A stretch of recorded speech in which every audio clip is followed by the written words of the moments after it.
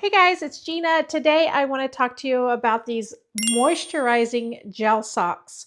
Now, if you are like me, you are looking for gel socks because you have really dry, possibly even cracked heels.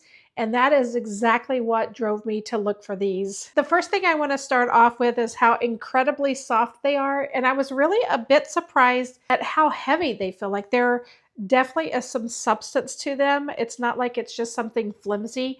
The fabric is pretty thick, and then if you look inside, you will see this gel texture, and that is what is helping to lock in that moisture in your heels. I also want to tell you the suggestion is that you coat your heels in some type of like a heavy cream or even a urea cream. So this is Project 701 Urea Cream with Salicylic Acid, and this is what I've been putting on my heels to try and promote that softer skin that we are all looking for. Let me show you what that looks like.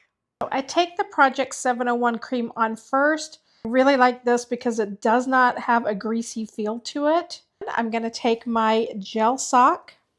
I'm going to go right on over.